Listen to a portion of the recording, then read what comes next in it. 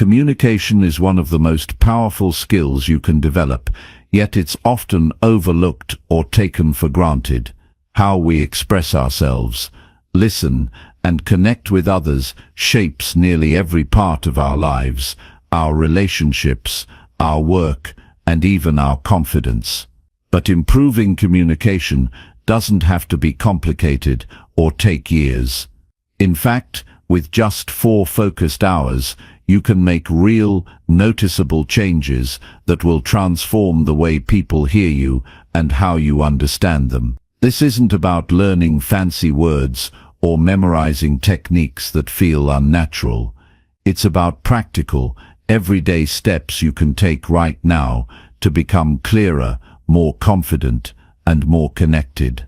You'll learn how to make eye contact that instantly builds trust, how to listen so deeply that people feel truly understood, and how to speak with intention so your words carry weight and meaning. You'll discover simple habits that help you control your tone and body language, eliminate those little filler words that weaken your message, and use pauses to create impact. You'll also learn the importance of asking the right questions to deepen conversations quickly and reflecting on your interactions daily to keep growing.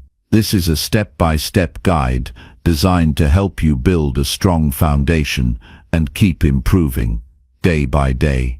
Imagine walking into a room and having people naturally pay attention when you speak, knowing exactly how to express yourself in a way that feels honest and powerful. Picture yourself in conversations where misunderstandings disappear because you're listening carefully and responding clearly. This kind of change doesn't come from luck. It comes from commitment and practice, but it doesn't have to be overwhelming. Over the next few chapters, you'll find clear, actionable advice that anyone can use. Each idea is simple but effective, helping you build skills that last a lifetime. Whether you want to improve personal relationships, advance in your career, or just feel more confident in everyday talks, this is the path forward. Stick with this, and by the end of these 4 hours, you won't just be talking, you'll be connecting. You'll be heard, you'll be understood. And that is the real power of communication. Chapter 1. Master eye contact, to build instant human connection. The first thing people notice about you isn't what you say, it's how you look at them. Before a single word is spoken, before your voice has the chance to leave your lips, your eyes speak for you. Eye contact is the beginning of all human communication. It's your silent message to the world that says, I see you, I acknowledge you, I respect you. That single act can transform a dull conversation into something meaningful and powerful. When done right, it creates connection. And connection is what makes people listen. If you want to become a better communicator, you must start with your eyes, not your voice, not your vocabulary, not your story. Your eyes are the doorway. When you make honest, steady eye contact, you show the person in front of you that you are fully present, that you are with them. And that is rare. In today's world, most people are distracted. They look away, they glance at their phones, they avoid depth. So when someone makes eye contact that is warm, focused, and sincere, it immediately separates them from the crowd. Most people never think about it, but every meaningful relationship begins with a moment of eye contact. Whether it's a friendship, a professional connection, or something more personal, that first glance is the spark.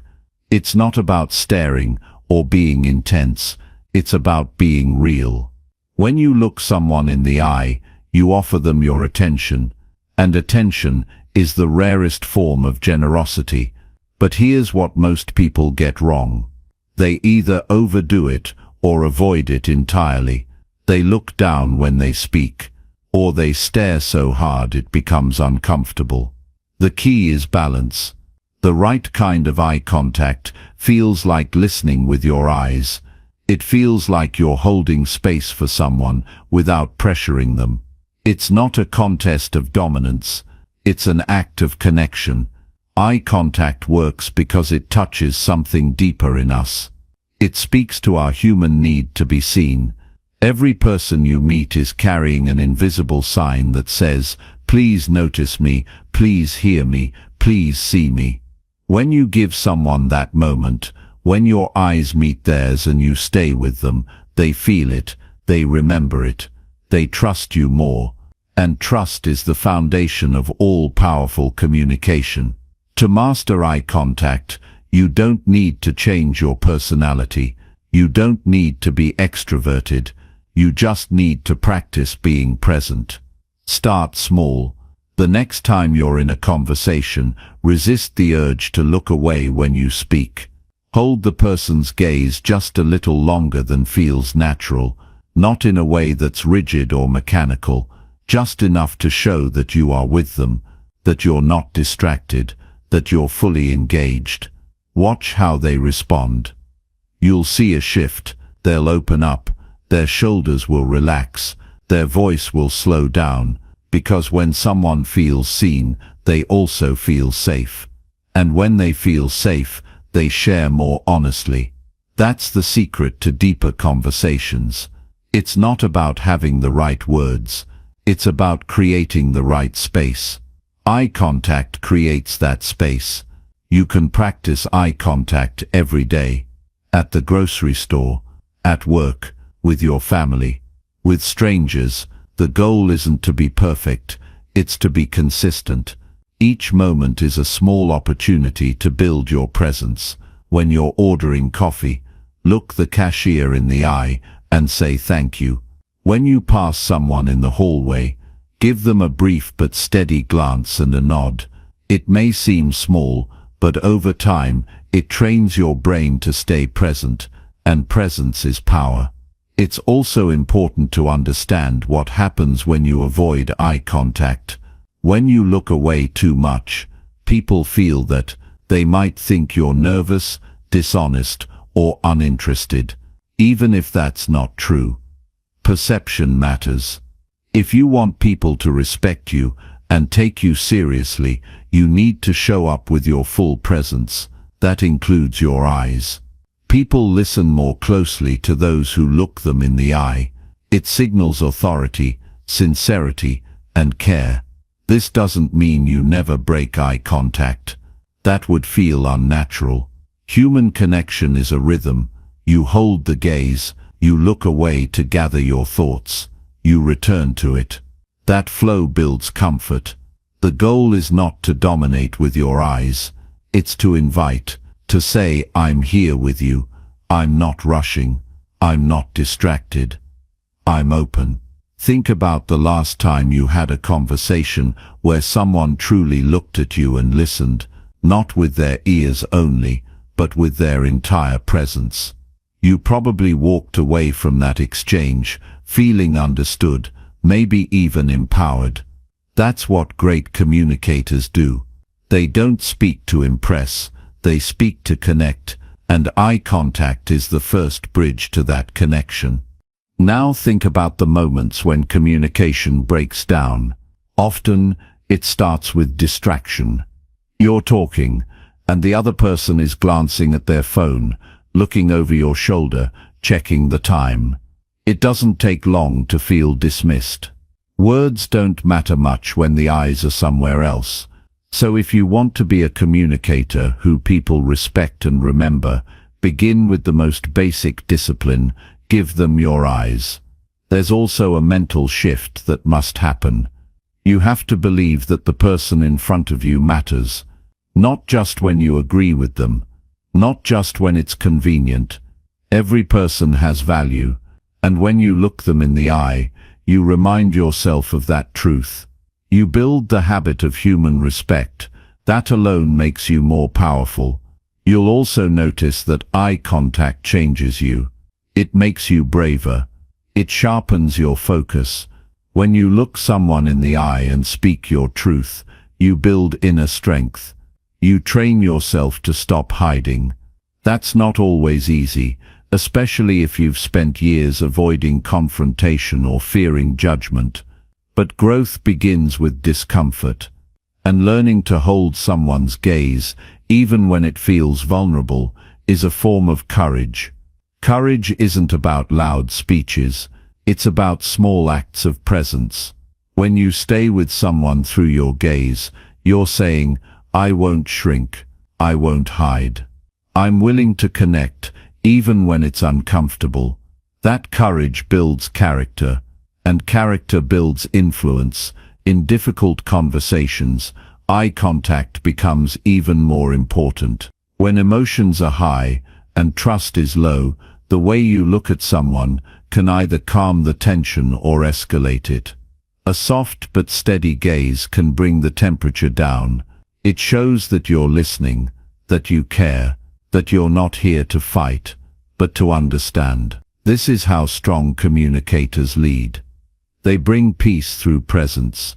You don't need perfect words to be persuasive. You need to be present. When people feel that you're really with them, they listen differently, they open up more. They trust you faster, and that trust gives your words more weight. This is why great leaders have mastered eye contact. They understand that communication isn't just about sending a message. It's about creating a connection. You can learn this too. It doesn't require talent. It requires attention. Give people your eyes, and you give them something rare, your presence. And remember, it's not about making people feel watched. It's about making them feel seen. There's a difference. Being watched makes people defensive. Being seen makes people feel valued. You want to create that feeling. You want the people you speak to, your family, your co-workers, your clients, your friends, to walk away thinking, "I felt something real in that exchange." That's what great communicators do. Every time you practice eye contact, you strengthen your character. You become someone who doesn't flinch, someone who doesn't run from the moment. You become someone who stays. And in a world that's constantly rushing and distracted, that kind of presence is rare. It's magnetic. People are drawn to it. They remember it. If you want to influence others, if you want to lead, if you want to inspire, start by mastering eye contact. Not as a trick or a tactic, but as a habit of respect, a habit of presence, a habit of self-discipline. It's a small change, but small changes, done with intention, create big transformations. In just a few minutes of practice each day, you can shift how people see you. You can earn their trust faster. You can hold their attention longer. You can deepen your relationships. And you can do it all with something as simple as the way you look at them.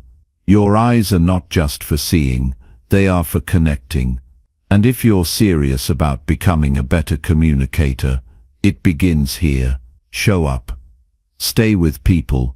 Offer them your eyes. Give them your attention. That's where real communication begins. And once you master this, every other skill becomes easier. You don't need a new personality. You don't need fancy language. You need presence.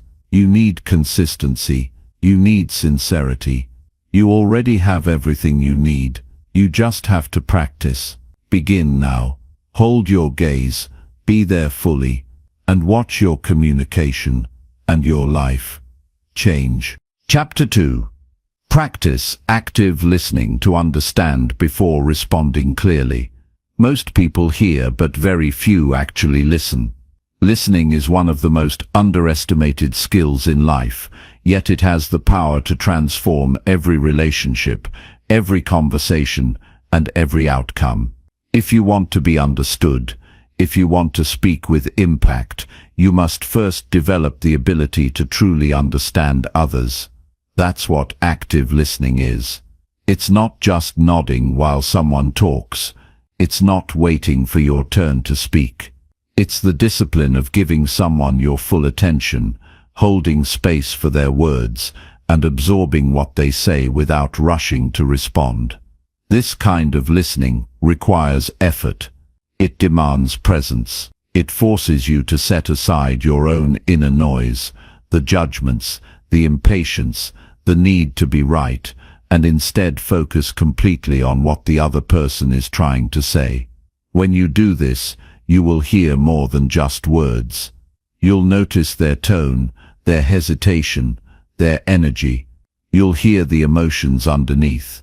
And when people feel heard on that level, they open up, they relax, they trust you. Trust isn't built through clever replies. It's built through presence.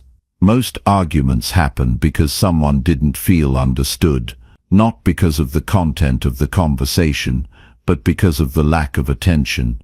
When people feel ignored or interrupted, they shut down, they defend, they push back. But when they feel that someone is listening with intention, with patience, and without the urge to correct or challenge, the conversation shifts.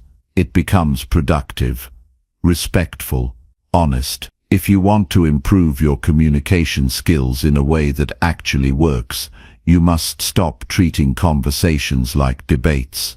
Instead, treat them like opportunities to understand. That doesn't mean you have to agree with everything you hear. It means you listen long enough to fully understand what's being said before you decide how to respond. This shift changes the dynamic of every interaction. It removes tension. It builds bridges. It deepens your influence. Active listening isn't passive. It's not just about being quiet. It's about showing that you're fully engaged. That means using your body language. Face the person. Maintain a calm and steady posture. Give them your eyes. Show them that you're not just waiting for a pause to jump in. Show them that their words are being received with respect. That kind of listening is powerful. It's rare, and it's unforgettable. There's something else that happens when you practice active listening. You become a better thinker. When you really listen, you give your brain time to slow down. You hear new ideas. You spot patterns. You learn faster. Communication isn't just about speaking well, it's about thinking clearly. And clarity comes from listening deeply. You'll also begin to notice how much noise people carry into conversations. Most people don't speak from clarity. They speak from emotion, from stress, from distraction. And if you're not fully listening, you'll miss the real meaning behind their words. That's how misunderstandings happen. That's how relationships break. But when you listen with your whole attention, you can detect the truth beneath the surface, and that gives you an edge. In business, in friendships, in leadership, everywhere. Listening also requires humility. It's an act of setting aside your ego. It means acknowledging that you don't know everything, that someone else might have something valuable to share. When you practice this regularly, you become more grounded. You start to lead with curiosity instead of assumptions. You ask better questions. You respond with more care. And people notice. They feel the difference. One simple way to improve your active listening is to pause before you reply. Give yourself a few seconds of silence, not just to think, but to honor the other person's words. That small pause communicates something powerful. It says, "I heard you. I'm considering what you said. I'm not just reacting. I'm responding with intention." That pause can shift the entire energy of a conversation. Another practical habit is to paraphrase what you heard. Not in a robotic way, but in a thoughtful, clear tone. Say something like, "Here's what I think you're saying. Is that right?" This creates a feedback loop. It shows that you're not guessing. You're checking for understanding. This avoids confusion. It builds alignment. It keeps communication clean. Active listening also improves your emotional intelligence. You learn to pick up on non-verbal signals. You sense when someone is uncomfortable, unsure, or holding back. You begin to hear the conversation behind the conversation. This helps you navigate conflict with more skill. You learn when to speak and when to stay silent. You know when to push and when to step back. This wisdom can't be learned from books. It comes from real listening, from practice, from showing up with attention. The truth is, most people just want to be heard. That's what makes them feel valued. That's what makes them open their hearts. When you give someone that space, you create an emotional connection, and connection is the currency of communication. Without it, your words won't land. With it, even the simplest message carries weight. You don't have to be a genius with words to be a great communicator. You just have to be intentional with your attention. That's what active listening is. And once you build that habit, every conversation becomes easier. You'll know how to diffuse tension. You'll know how to guide the conversation with care. You'll speak less but say more, because your words will come from understanding, not assumption. Every day gives you the chance to practice, in your home, at work, with strangers. Instead of thinking about what you want to say, think about what the other person is trying to say. Hold that space for them. Pay attention to the feeling behind their words. Give them time to finish. Ask questions that help you understand, not questions that steer the conversation back to yourself. This doesn't mean you become passive or invisible. It means you become strategic. You learn when to speak for maximum impact. You become someone whose words matter more because you listen more. That balance of silence and speech is what makes people trust you. Over time, you'll notice something else. The more you listen, the less you argue, the less you react, the more calm you feel. Because listening creates space. Space creates understanding, and understanding creates peace. If you want to lead, start by listening. If you want to influence, start by listening. If you want to grow, start by listening. This skill will sharpen your relationships, your thinking, and your sense of self. And it starts with one simple shift. Choose to understand before you respond. Do this every day, and you will not just become a better communicator, you will become a better person. Chapter 3. Speak with purpose to influence people with confidence. Most people speak without thinking about the impact of their words. They talk to fill silence, to respond quickly, or to prove a point. But when you speak with purpose, you change everything. You stop wasting words. You start choosing them with intention. You learn to influence not by talking more, but by speaking with clarity, strength, and focus. Every word you speak becomes a reflection of your values, your clarity, and your confidence. To speak with purpose means that before you open your mouth, you know what you want to communicate and why it matters. You're not just talking to be heard. You're speaking to create a shift, to move something forward, to connect. You take responsibility for what your words are doing, how they land, and what energy they carry. People notice this. They feel it. Purpose in your speech makes you credible, magnetic, and trustworthy. Confidence doesn't come from volume or speed. It comes from knowing your message and standing behind it without needing to prove anything. When you believe in what you say, you stop over-explaining. You stop apologizing. You get to the point, and you deliver it with calm strength. People listen more closely when they sense that you're not trying to impress them, but instead trying to serve them with something true and valuable. One of the most important things to understand is that clarity is confidence. When your thoughts are clear, your voice becomes powerful. That's why preparation matters. The most confident communicators are not the ones who wing it. They're the ones who take a moment to prepare, to define their message, and to speak from a place of calm certainty. They know what they want to say, and they know why it matters. That's what creates influence.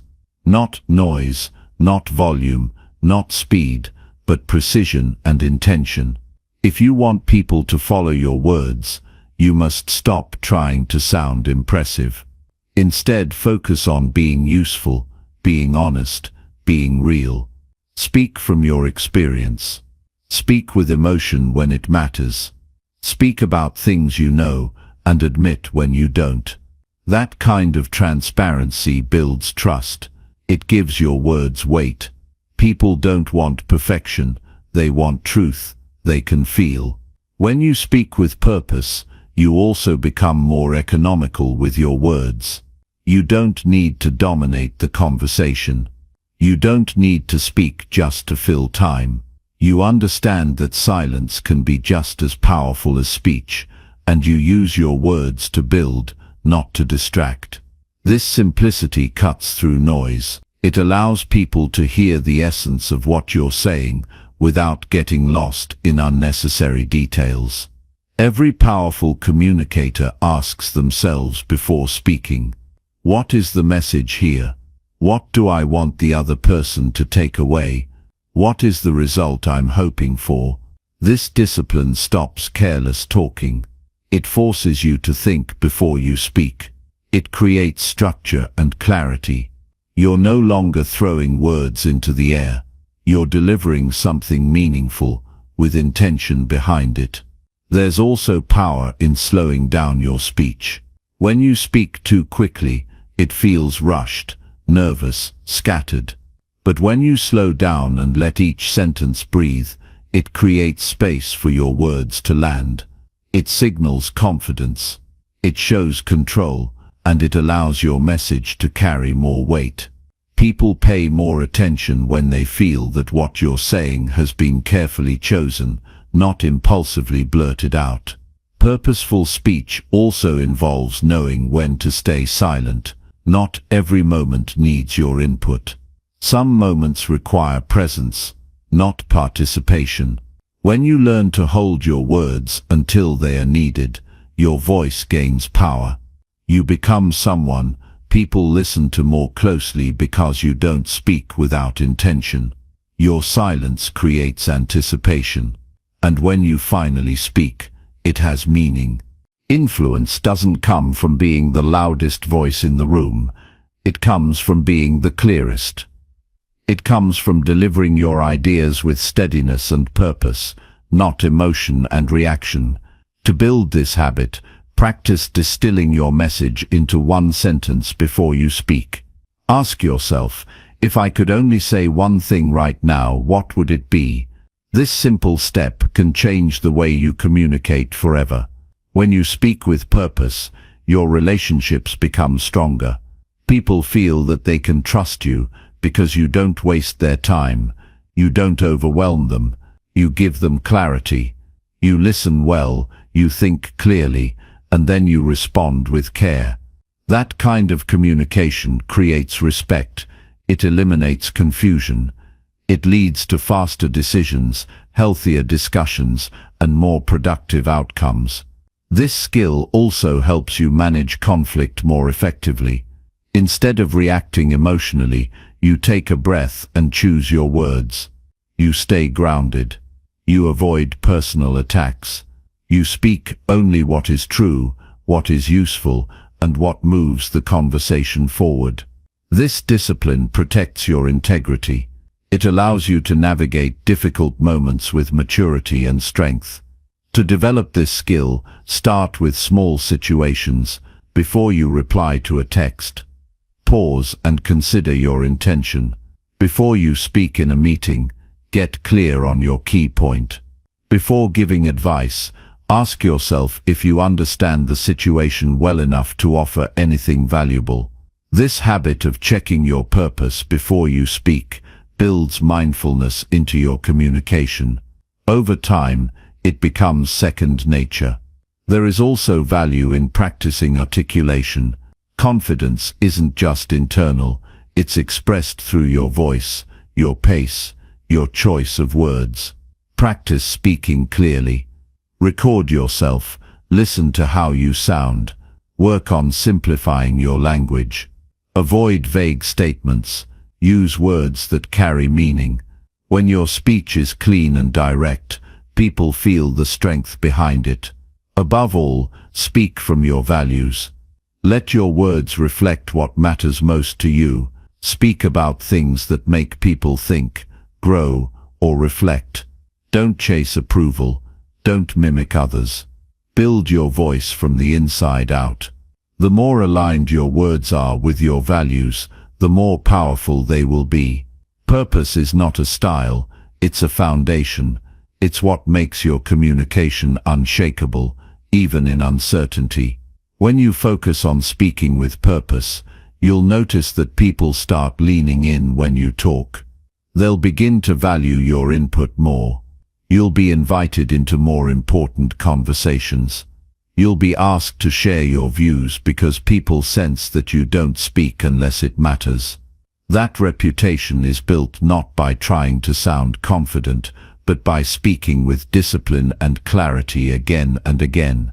Speaking with purpose doesn't make you rigid, it makes you effective. It doesn't make you serious, it makes you intentional. This habit saves time. It reduces misunderstandings. It strengthens your influence, and it brings more peace to your interactions, because you know that you're being honest, clear, and thoughtful in everything you say. You don't need to wait to practice this. Every moment is a chance.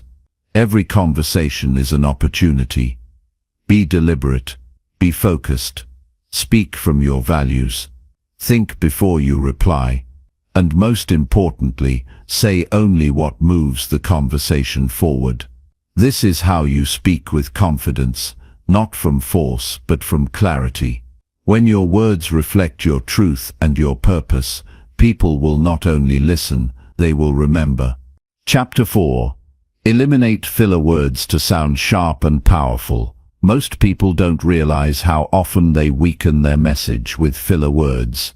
These are the small, meaningless sounds and phrases that slip into your speech and dilute the power behind your voice.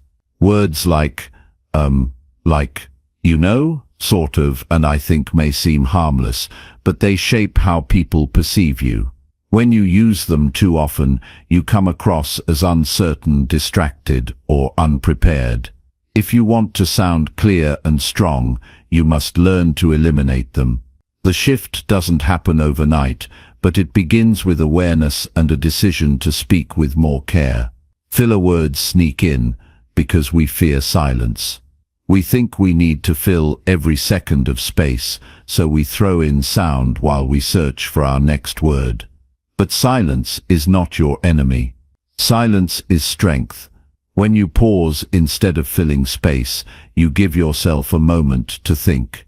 You show the listener that you're deliberate. You also allow your words to land with more weight. If you want to sound sharp, you must stop cluttering your speech with noise. You don't need to rush. You don't need to prove anything. Let your words carry their own weight. Every filler word you remove gives your speech more precision, and precision is power. When you speak with fewer distractions, people are more likely to understand and remember what you said. You sound more prepared, even if you're not. You sound more confident, even if you feel unsure, because it's not about how loud or fast you speak. It's about how clean your message is. When your language is focused, people focus, you gain their attention. You gain their respect. You sound like someone worth listening to. The first step is to recognize your habits. Everyone has their own default filler words. You may not even realize how often you use them until you record yourself speaking. Try it. Record a conversation, a voicemail, or a short explanation. Then listen to it carefully. Count every time you say, like, you know, or anything else that doesn't add meaning. You'll be surprised how often those words slip in, and once you're aware, you can start to replace them with something better. Silence, clarity, or stronger language. This is not about being perfect. It's about being intentional. Even one or two well-placed pauses can completely change the tone of your message. A pause gives your audience a moment to catch up. It gives your next sentence more punch. It tells people that what you're about to say matters. Filler words, on the other hand, distract and dilute. They signal hesitation. They create noise, and over time they chip away at your credibility. To reduce filler words, slow down your speech. Most filler words show up when your mouth moves faster than your brain. When you slow down, you give yourself more control. You can pause. You can choose your next word. You can stay focused. This may feel strange at first. You may worry that silence will make you look unsure, but the opposite is true. Silence, when used with intention, shows confidence. It shows thoughtfulness. It shows maturity, and people respond to that. Another way to eliminate filler words is to build better preparation habits. The more prepared you are, the less likely you'll need to search for words mid-sentence.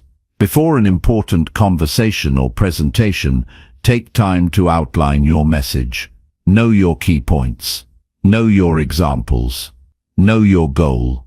The more clear your thoughts are before you speak, the more crisp your delivery will be. Filler words often appear when we're unclear. Clarity chases them out. Also, practice speaking in short, direct sentences. The longer your sentence, the more likely you are to slip into rambling or filler. Short sentences keep you grounded. They help you stay connected to your message. They create rhythm and control, and they give your words structure. When every sentence has a purpose, there's no room for filler. In conversations, listen more than you speak. This gives you more time to think. It also teaches you to value words. When you speak less often, you're more likely to choose your words carefully. You begin to see speaking as a responsibility, not just an opportunity. And this mindset naturally reduces the need for filler. You become someone who doesn't just talk, you communicate. And there's a difference. Another tip is to replace your most common filler with a pause.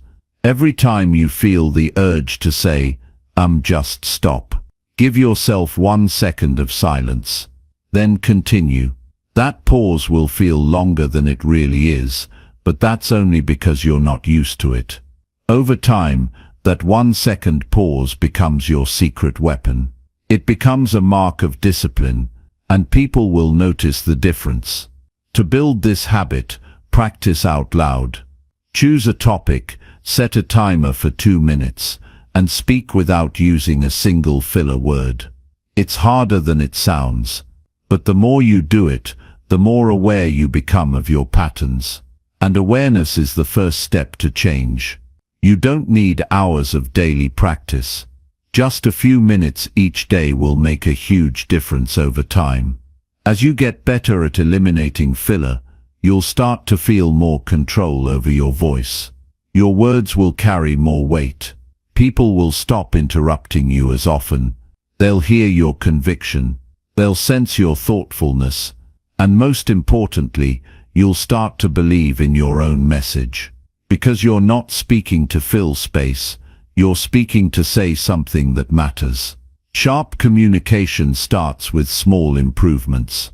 1 less 1 more pause, 1 stronger sentence. These are not big changes, but they add up. They reshape how people hear you. They reshape how you see yourself. And they open doors that unclear speech may have kept closed. When people can hear your message without distraction, they trust you more. They follow your lead. They believe in what you're saying. This habit doesn't just help in formal settings. It improves everyday conversations. It sharpens your thinking. It trains your mind to stay focused. It teaches you to slow down and be present. These are not just speaking skills, they are life skills. And they make you better in every area, from relationships to work to leadership. Eliminating filler words is not about sounding polished. It's about being understood. It's about giving your thoughts the strength they deserve. It's about standing behind your words without hesitation or apology. Every time you cut out a filler word, you're telling the world that your message matters, that you've thought about it, that you respect the people listening, that you're not speaking to fill air but to create value. So from this moment forward, speak with purpose. Speak with strength. Let your message breathe. Let your silence speak. Cut the noise. Deliver clarity. And become the kind of person whose words always leave a mark. Chapter 5. Control your tone to match your true message. Your words may be clear, but if your tone doesn't match them, your message will be misunderstood. Tone is more than the volume of your voice. It's the emotional signature behind every word you speak. It colors your meaning, shapes how people receive your message, and defines the emotional energy you bring into a conversation. You can say the right words with the wrong tone, and they will fall flat. Or worse, they may be misinterpreted. Your tone carries the weight of your intention. It tells the other person how you feel, whether or not you say it directly. When your tone is off, your message is lost. When you speak, people don't just hear your words, they feel your attitude. They detect your sincerity or your tension. They sense if you're calm, upset, confident, or insecure. This is why tone is such a powerful part of communication. It reveals more than your vocabulary ever can.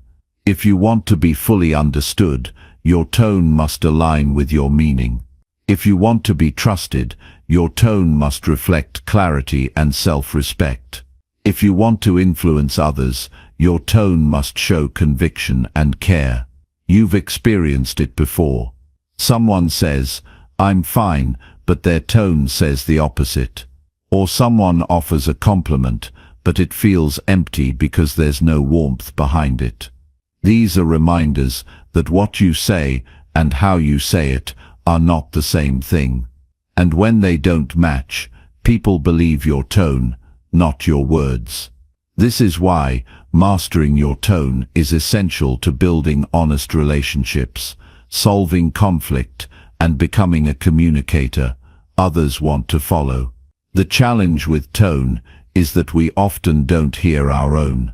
We're inside our heads, thinking about what we mean, but we're not paying attention to how it sounds to others. That's why so many conversations break down, not because the facts are wrong, but because the delivery feels off. If your tone sounds defensive, people stop listening. If your tone sounds aggressive, people shut down. But if your tone is grounded, steady, and sincere, people open up. They feel safe. They feel respected. And that creates connection. Tone is not something you fix by trying to sound a certain way. It's something you adjust by becoming more aware of your inner state. If you speak with tension, check your mindset. Are you frustrated? Are you rushing? Are you trying to dominate? Your tone reveals your emotional posture.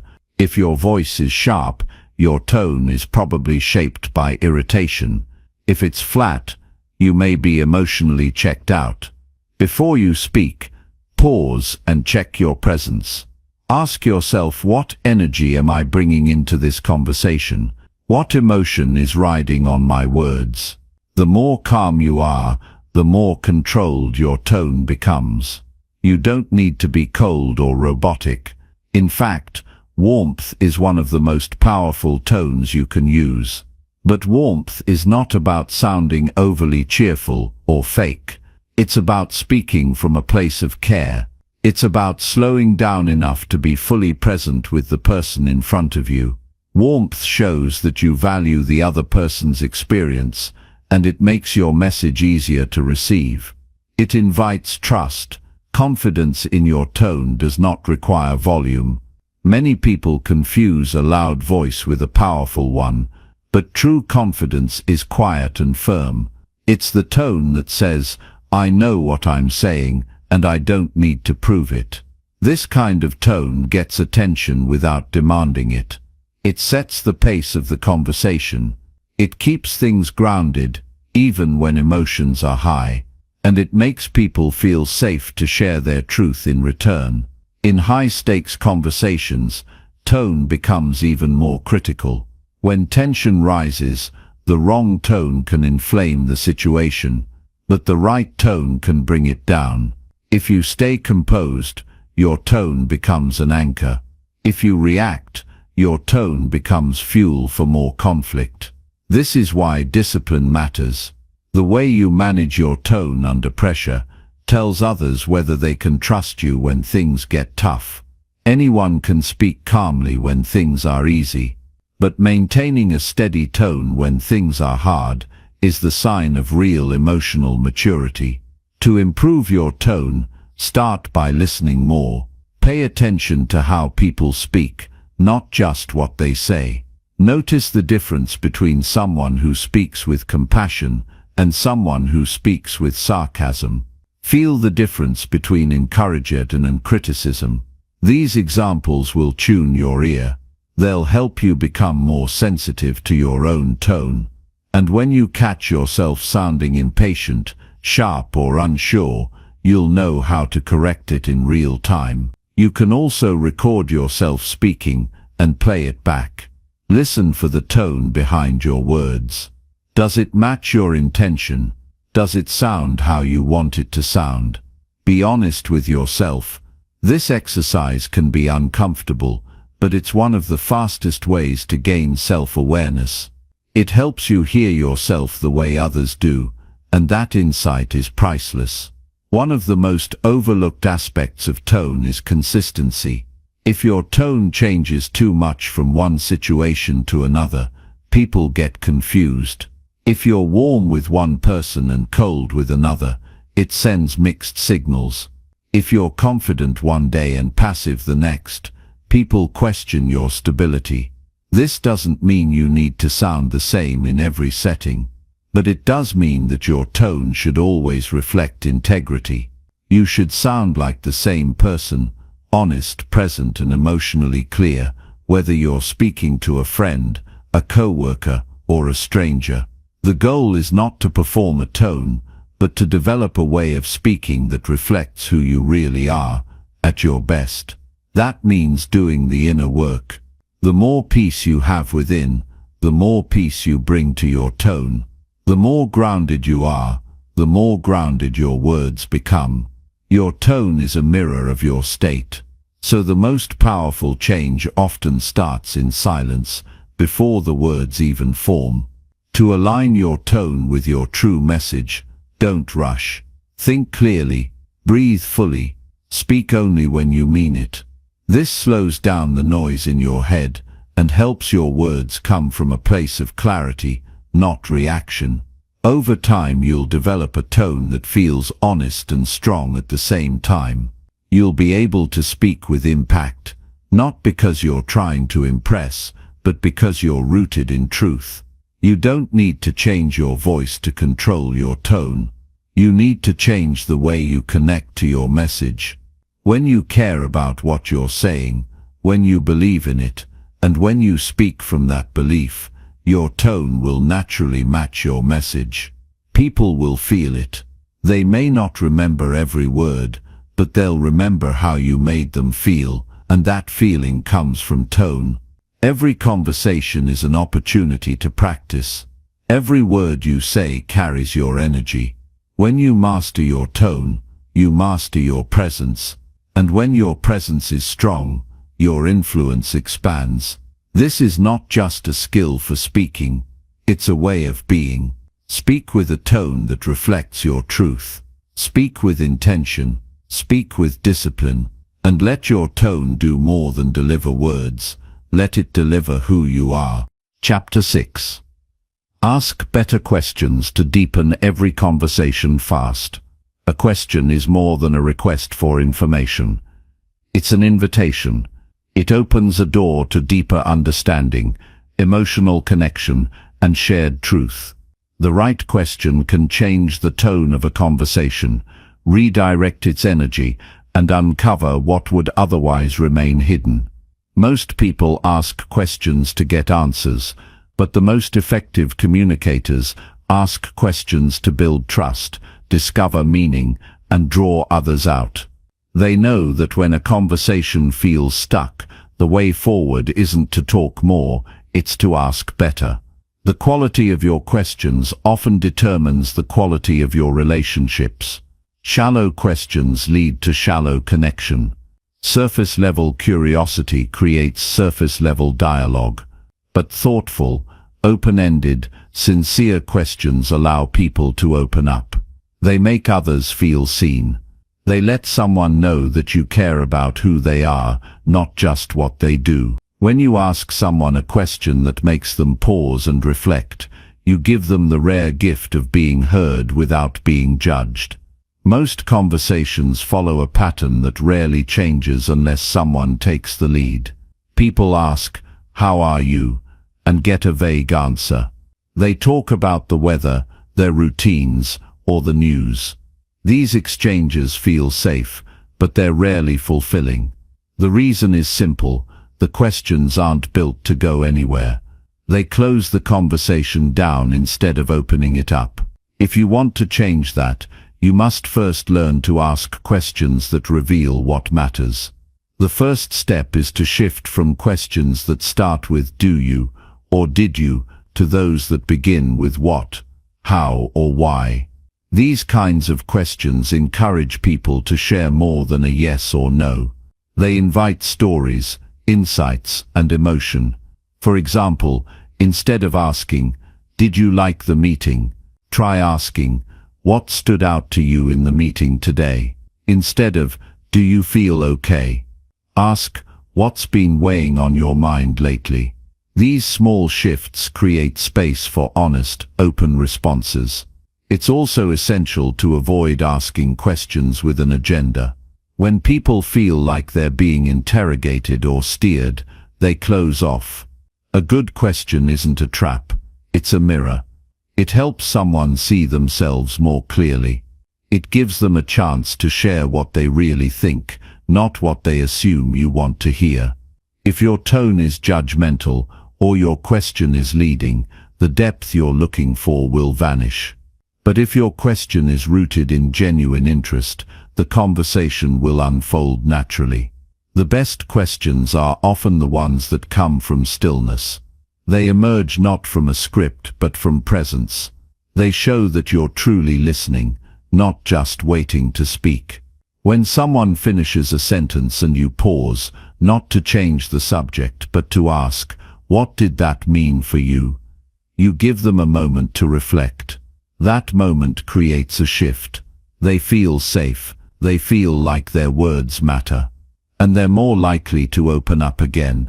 Asking better questions isn't about being clever or intellectual. It's about being grounded and intentional. The goal isn't to impress, it's to understand. And the more curious you become about someone's inner world, the more connected you become to their experience. Questions can be bridges, built with care, that lead into someone's reality. They allow you to walk together in understanding, even when you come from different backgrounds or beliefs. It's also important to follow the thread of a conversation. If someone shares something meaningful, don't move on too quickly.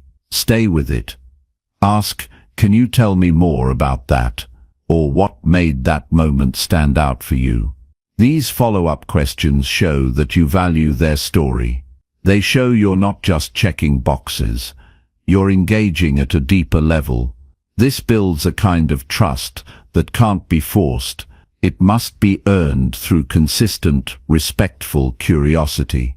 There are moments when the right question can unlock something powerful. It might be as simple as, "What do you need most right now?" or "How can I support you today?" It could be, "What's been inspiring you lately?" or "When did you last feel truly alive?" These questions don't come from a textbook. They come from a mindset that seeks to connect, not control. They come from the awareness that every person has a story waiting to be heard, if only someone takes the time to ask. In your daily life, you can start sharpening your question-asking skills by paying close attention to how people respond. Do their eyes light up? Do they pause and reflect? Do they share something real, or do they give you a rehearsed answer? If your questions don't lead to openness, adjust them. Be more specific. Be more present. Be more willing to slow down and truly engage with what the other person is saying. Avoid the temptation to rush in with advice. Sometimes the most powerful question you can ask is simply, "What do you think?" or "How do you feel about that?" These questions show that you're not trying to fix the person, you're inviting them to explore their own wisdom. That kind of space is rare, and people remember it. They remember the way it felt to be asked something real, without pressure, without expectation, just an invitation to speak their truth. Better questions also help you understand yourself. When you take time to ask, "Why did I react that way?" or "What am I really afraid of?" you begin to uncover the patterns behind your behavior. You become more aware of your motivations, your wounds, and your growth. This kind of self-questioning builds emotional intelligence. It helps you lead your life with clarity, rather than confusion. And it makes you more empathetic toward others, because you've taken time to understand your own inner world. If you want to deepen conversations quickly, stop focusing on being interesting and focus on being interested. Your attention is one of the most valuable gifts you can offer. When paired with thoughtful, open-ended questions, it becomes transformational. People will feel drawn to your presence, not because you talk the most, but because you create space for truth to emerge. That's a rare quality, and it's one that will elevate every area of your life. Conversation is an art, and questions are the tools that shape it. Used with care, they can create breakthroughs in minutes. They can diffuse tension, heal misunderstanding, and inspire new ideas. But it takes practice. It takes humility. It takes a commitment to learning how to ask, not to control but to connect. The next time you sit across from someone, remember that within your reach is the ability to go deeper, faster, simply by asking a better question. Chapter 7. Use pauses wisely to create clarity and impact. Most people believe powerful communication comes from saying more. They think it's about having the perfect words or sounding clever and quick. But real influence is often built in the space between the words, not in the words themselves. A well-placed pause has the ability to do what even the most brilliant sentence cannot. It creates presence. It gives meaning. It allows what's been said to settle and what's about to be said to carry weight. A pause, when used with intent, doesn't interrupt the message, it amplifies it. We live in a world where people rush to fill silence. In conversations, meetings, even casual talks, there's often a nervousness that creeps in during quiet moments. As a result, most people speak without breathing, piling thought upon thought in fear of seeming uncertain or losing attention. But ironically, it's the pause that often captures the attention. When you stop, intentionally, confidently, you create a natural break that makes others lean in. They want to know what's coming next. Silence, when used wisely, makes your words feel earned. The most impactful speakers, those who influence, inspire and leave a lasting impression, understand that pacing matters. They don't rush, they don't speak just to fill time. They use silence as a tool to highlight what matters. When they make a strong point, they stop. They don't dilute it by moving on too quickly. Instead, they let it breathe. This pause gives people a moment to absorb the message. It creates space for reflection. It signals importance without ever having to say, "This is important." Pausing also gives you control. It allows you to collect your thoughts, adjust your tone, and choose your next words with clarity. In high-stakes situations, negotiations, interviews, emotional conversations, people often feel pressure to respond immediately. But speaking too quickly can lead to missteps, defensiveness, or diluted meaning. When you pause, even briefly, you show composure. You demonstrate that you're not reacting, you're responding. That difference is subtle but profound. A pause isn't hesitation, it isn't uncertainty. It's a mark of thoughtfulness.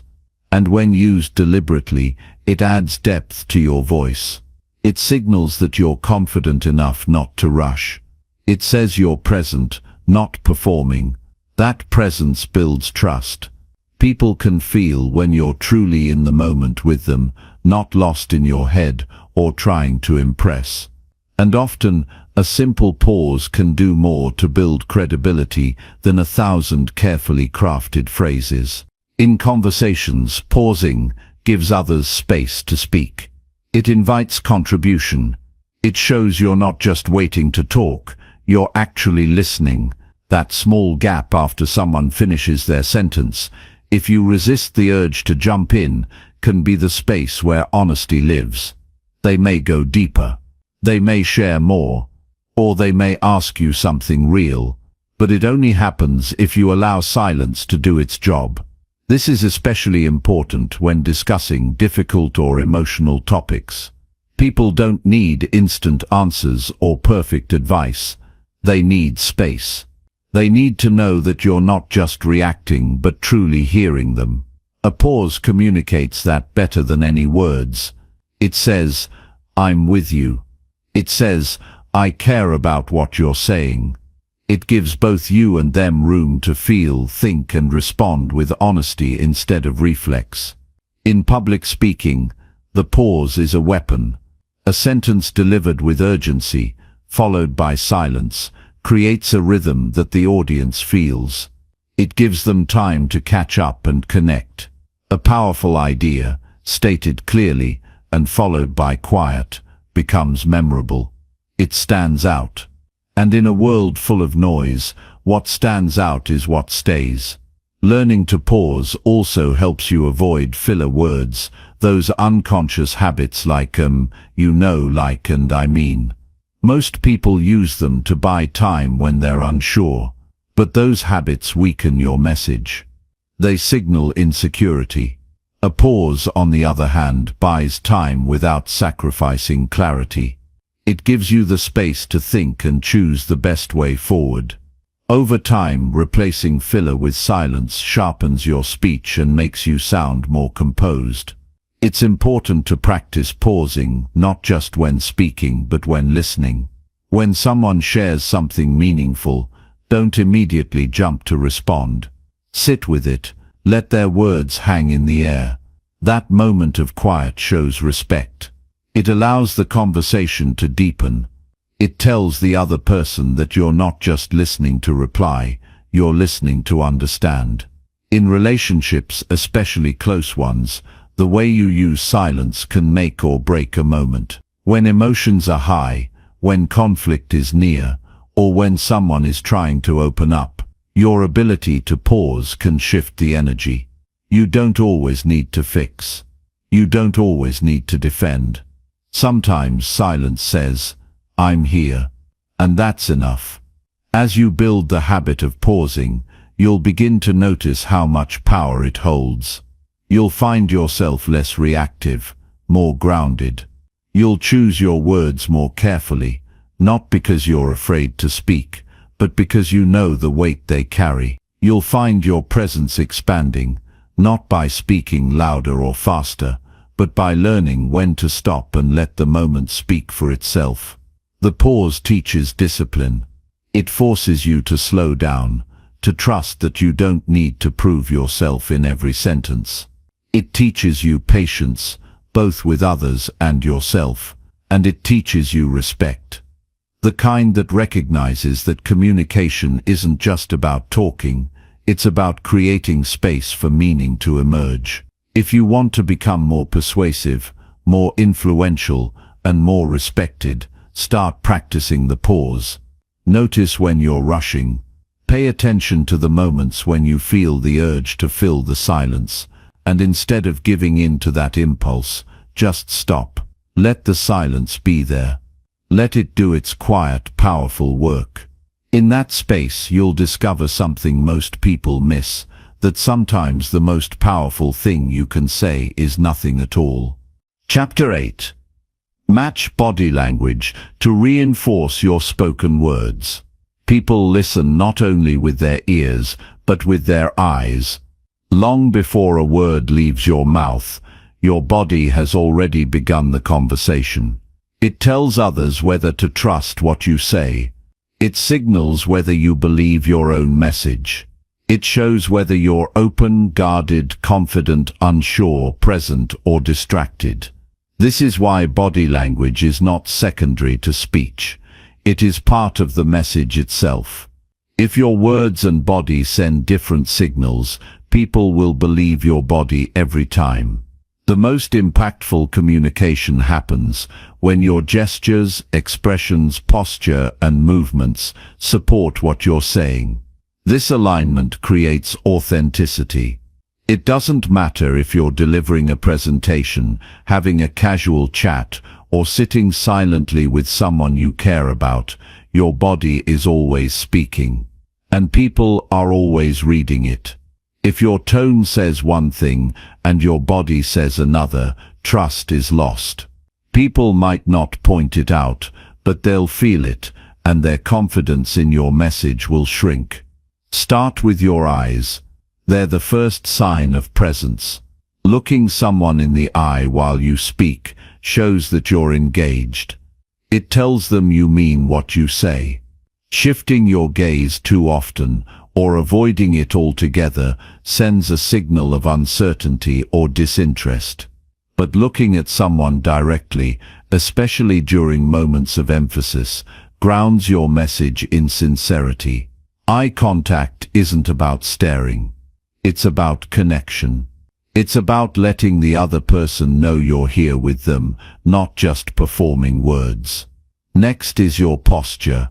The way you carry yourself shapes how others perceive you and how you feel in the moment. Standing tall, with your shoulders back and your head held steady, conveys quiet strength. It shows readiness and calm control. Slouching or folding into yourself, on the other hand, can make your message feel unsure, even if your words are clear. When your body is aligned, your message feels centered. People don't just hear confidence, they see it. Your hands can either distract or enhance what you say. Uncontrolled, fidgeting hands pull attention away from your message. But when used intentionally, they help clarify and punctuate your points. Open gestures, palms facing slightly upward, tend to be seen as honest and inclusive. Pointing or crossing arms, however, can feel aggressive or closed off. When your hands match the pace and tone of your voice, they guide attention. They underline what matters without stealing the spotlight. Facial expressions reveal what you feel before you speak. A slight smile can warm a conversation. A tense jaw can signal that something deeper is going on. People pick up on these cues even if they're not fully aware. That's why controlling your face isn't about pretending, it's about alignment. If you're saying something important, your face should reflect it. If you're expressing gratitude, your eyes should soften. When your face reflects your feelings, your message becomes more believable. Movement matters too. Shifting your weight constantly, tapping your feet, or pacing without purpose can distract your listener.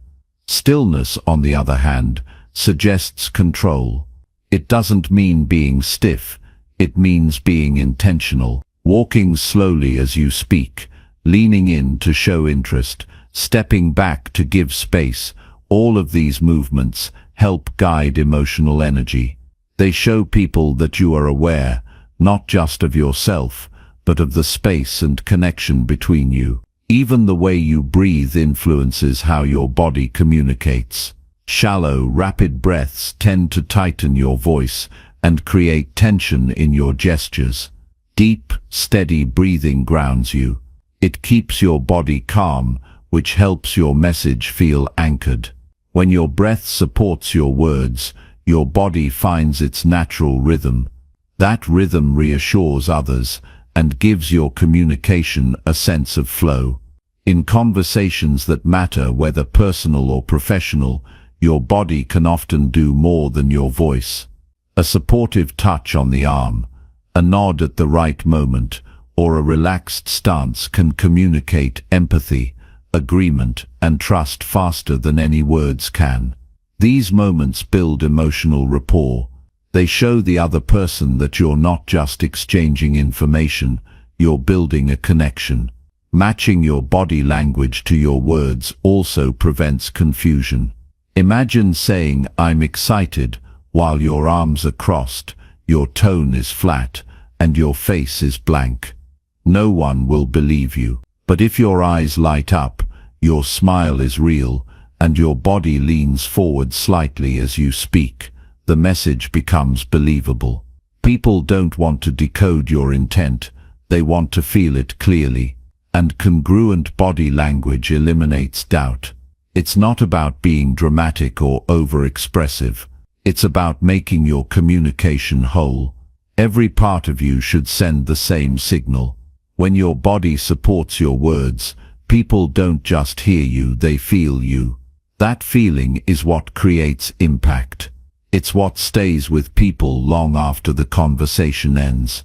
The skill of matching your body language to your words is developed through awareness, not performance.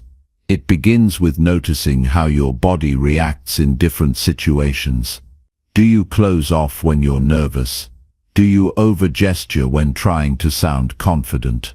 These patterns can be changed, not by forcing new habits, but by becoming more aware of your message.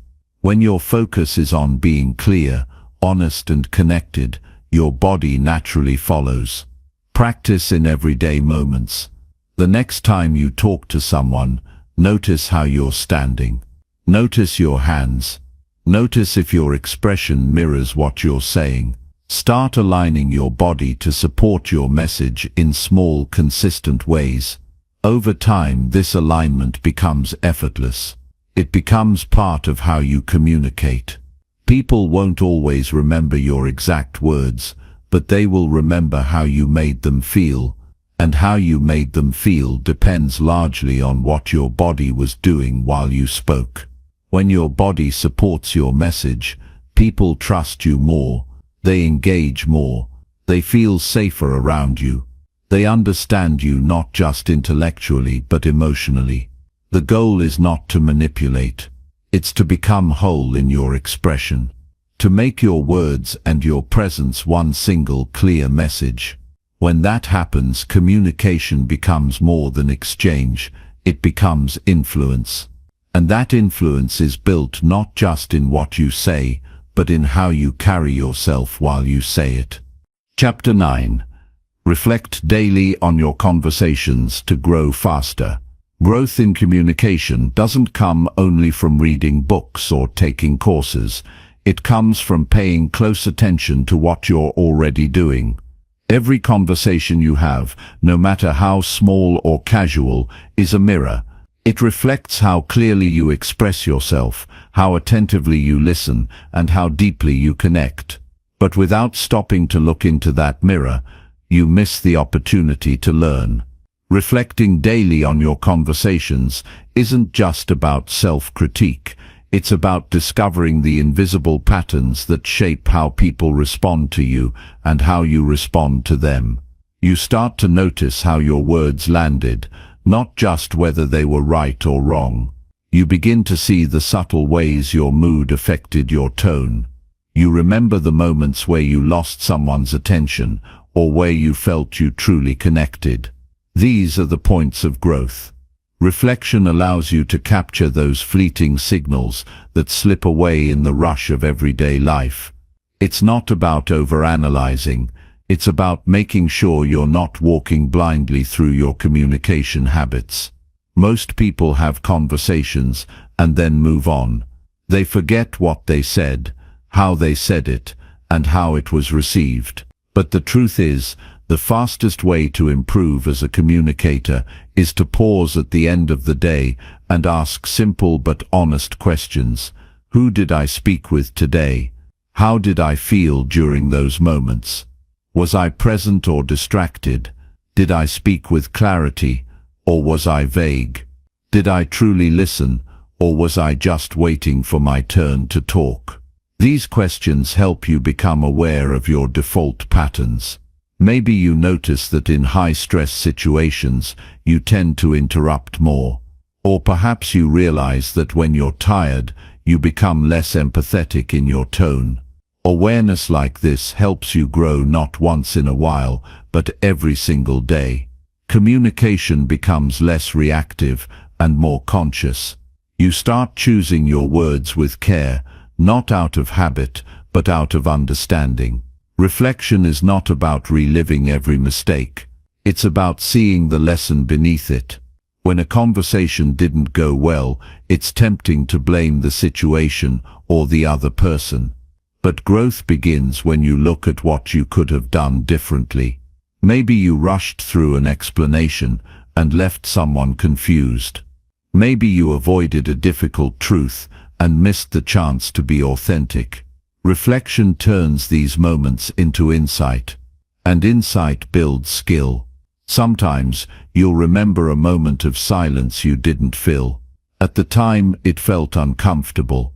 But looking back, you realize that silence gave the other person space to speak. Or maybe you'll recall a question you asked that opened someone up unexpectedly. These are not just memories, they are evidence of what works. They are clues for how to have deeper, clearer, and more human conversations in the future. One of the most powerful shifts that comes from regular reflection is the ability to predict your own patterns. You begin to know your triggers. What kinds of comments make you defensive? What kinds of tones make you retreat? And once you know them, you can manage them. You stop getting caught off guard. You develop the kind of self-awareness that makes your communication feel grounded, no matter the situation. To grow faster, reflection must be consistent. It's easy to do it once in a while when something big happens, but the real transformation happens when you make it part of your daily rhythm. It doesn't take long. A few quiet minutes at the end of the day is enough. Sit still, rewind your day. Pick one or two conversations and walk through them mentally. Ask yourself how you showed up. Notice your body language, your tone, your intent, not to judge yourself, but to understand yourself. You'll begin to see how often small things matter. A rushed answer here, a dismissive shrug there, an opportunity to listen that you missed because you were too focused on your next task. These details are invisible to others, but obvious to you when you reflect. And they are exactly where growth lives. You don't have to fix everything at once. You just have to notice. Because what you notice you can change. And what you change, you improve. Over time, this habit builds something rare, self-trust. You stop wondering whether you're a good communicator. You start knowing where you're strong and where you're growing. That kind of clarity builds confidence. You don't walk into conversations with fear or doubt. You walk in with awareness. You're not guessing how you come across. You've studied yourself, and that makes your presence more intentional. Reflection also deepens empathy. When you review your conversations, you remember not just what you said, but how others reacted. You recall a shift in their energy, a pause in their voice, a look in their eyes. You begin to see beyond words. You start to understand what other people need from you to feel safe, seen, and respected. And when you learn to notice that, your conversations stop being transactions. They become connections. Growth in communication is not always dramatic. It's often invisible to others, but you will feel it.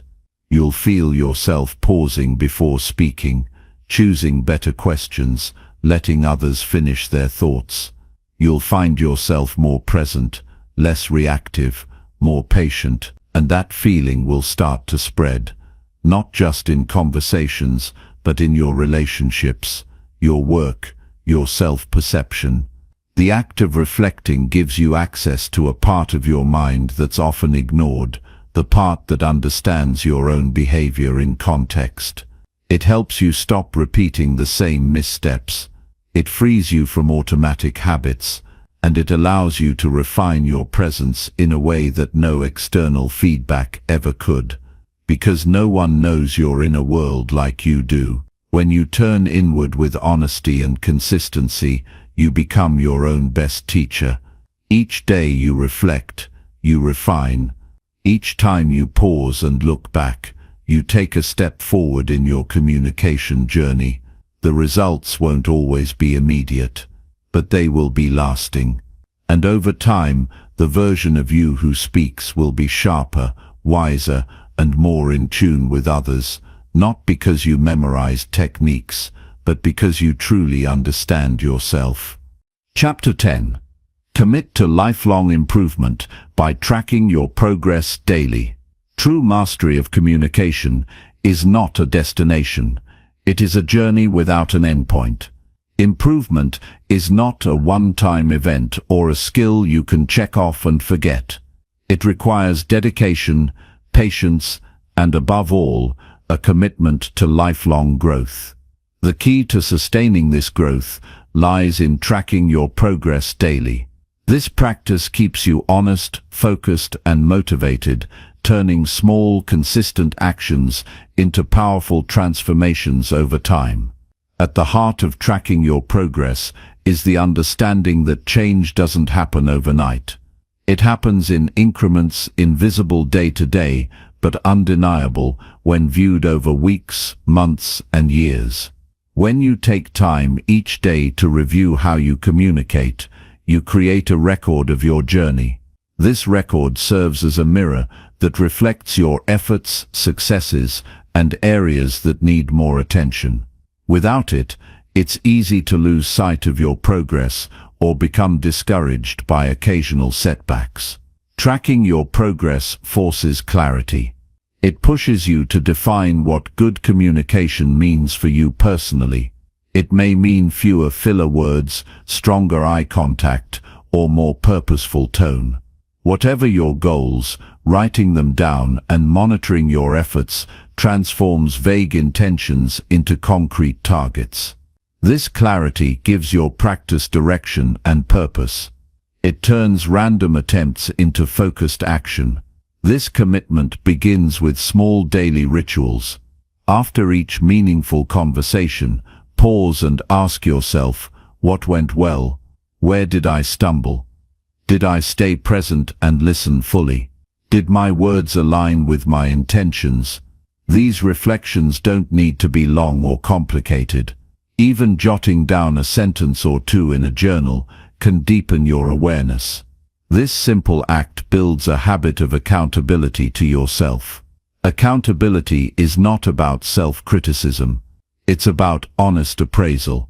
It's recognizing that every conversation is a learning opportunity, not a test of your worth. With daily tracking, you create a safe space to acknowledge imperfections without judgment. This approach encourages resilience. You learn to view mistakes as feedback, not failure. Each note you make becomes a step forward rather than a stumbling block. Over time, these daily records become a powerful tool to identify patterns. You'll notice trends in your communication style when you tend to lose confidence, what triggers impatience, or when your tone shifts unintentionally. Recognizing these patterns is a form of self-mastery. It gives you the power to anticipate challenges and prepare for them. It also reveals strengths you might have overlooked, reinforcing positive habits that build your confidence. Tracking progress daily cultivates discipline. Discipline is the backbone of any meaningful growth. Without it, even the best intentions fade. But when you commit to reviewing your communication every day, you cultivate a mindset of continuous improvement. You train yourself to stay curious, to seek out opportunities to do better, even when it's uncomfortable. This kind of discipline shapes character and deepens self-respect. This commitment also helps you celebrate small victories. Growth is often slow and subtle, making it easy to overlook progress. But daily tracking reveals incremental improvements, a clearer message, a better question, a calmer tone that compound into significant change. Celebrating these moments strengthens your motivation. It reminds you that improvement is not about perfection, but consistent effort. Integrating progress tracking into your routine is simpler than it sounds. It doesn't require fancy tools or extra hours. A notebook, a phone note app, or a voice memo at the end of the day is enough. The key is consistency, not complexity. The act of pausing to reflect creates mental space for growth. It slows the rush of daily life and invites intentional learning. When you track your communication progress, you also sharpen your focus on what matters most. Communication is not about impressing others or winning arguments. It's about connection, clarity, and trust. Daily reflection brings these values into sharper view. It helps you prioritize meaningful interactions over superficial chatter. This focus deepens relationships and enhances your personal and professional life. Committing to lifelong improvement through daily tracking strengthens resilience in the face of setbacks. Communication is inherently imperfect because it involves human complexity. You will face misunderstandings, awkward moments, and frustrations. When you see these not as failures, but as data points in your ongoing journey, you maintain momentum. This perspective builds patience and perseverance, two qualities essential for mastery. This process also fosters humility. It reminds you that no matter how skilled you become, there is always room to grow. Lifelong learners don't rest on past achievements. They stay open to new insights and willing to adjust. This humility creates space for genuine connection, as people sense authenticity and openness in your communication. By tracking your progress, you become an architect of your own development. You move from passive hope to active cultivation. You create a roadmap for growth tailored to your unique style and goals. This sense of ownership empowers you to take responsibility for your communication skills, turning them from a source of anxiety into a tool of influence. Ultimately, this practice transforms how you see yourself. You stop seeing communication as a fixed trait and start viewing it as a skill shaped by effort and intention. This mindset shift is liberating. It opens the door to endless possibilities for connection and influence. You realize that mastery is within reach, as long as you remain committed to learning and improving every day. Embracing daily progress tracking is not a burden but a gift. It's a chance to deepen your self-awareness, sharpen your skills, and nurture your relationships. The small actions you take each day compound into a powerful force for change. This is how ordinary conversations become extraordinary, and how ordinary people become remarkable communicators. In the end, the real value of daily progress tracking is that it aligns your actions with your highest purpose. It ensures that your words are not random but intentional, that your presence is not distracted but engaged, that your communication not only conveys ideas but inspires, comforts, and connects. This commitment is the foundation of true influence, and the hallmark of lifelong growth.